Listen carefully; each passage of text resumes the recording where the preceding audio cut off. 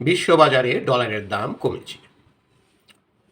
Iran Israel যুদ্ধবিরতির পর মার্কিন ডলারের মানও পড়ে গেছে। বৃহস্পতিবার ইউরোর বিপরীতে ডলারের দাম 3 বছরের মধ্যে সর্বনিম্ন পর্যায়ে নেমে গেছে। যুক্তরাষ্ট্রের কেন্দ্রীয় ব্যাংক ফেডারেল রিজার্ভের স্বাধীনতা নিয়ে অনিশ্চয়তা তৈরি হওয়ায় সামগ্রিকভাবে মুদ্রানীতির উপর বিনিয়োগকারীদের আস্থা কিছুটা কমেছে। শুধু ইউরো নয়, সবকটি প্রধান মুদ্রার বিপরীতে ডলারের মান আজ কমেছে।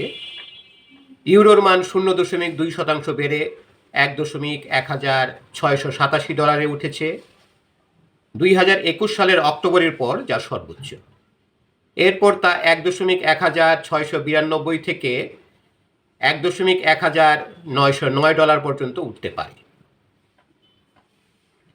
পাউন্ডের মানও 0.2% বেড়ে 1.3690 ডলারে উঠেছে, 2022 সালের জানুয়ারির পর যা সর্বোচ্চ। অন্যদিকে সুইস ফ্রাঁর বিপরীতে ডলারের মান 0.8033, যা 2011 সালের পর সর্বনিম্ন। একই সঙ্গে ফ্রাঁ ইয়েনের বিপরীতেও রেকর্ড উচ্চতায় উঠেছে। প্রতি ফ্রাঁর বিপরীতে পাওয়া যাচ্ছে 180.55। অন্যদিকে ডলারের মান ইয়েনের বিপরীতে 0.2% কমে 144.89 হয়েছে। সেই সঙ্গে ডলারের ইন্ডেক্স বা সূচকের মান 2022 সালের শুরুর পর সর্বনিম্ন অবস্থানে নেমে গেছে।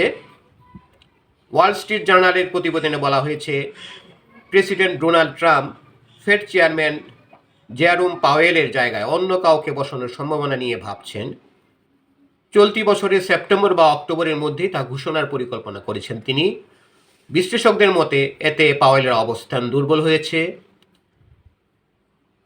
ইন্টাস ক্যাপিটাল মার্কেটের এশীয় মুদ্রা বাজার প্রধান কিয়ারান উইলিয়ামসন বলেন, পাওয়েলের উত্তরসূরিকে আগেভাগে মনোনয়নের পদক্ষেপ নেওয়ার ফলে বাজারে নেতিবাচক প্রতিক্রিয়া দেখা দিতে পারে, বিশেষ করে যদি সেটি রাজনৈতিক উদ্দেশ্যপ্রসূত বলে মনে হয়।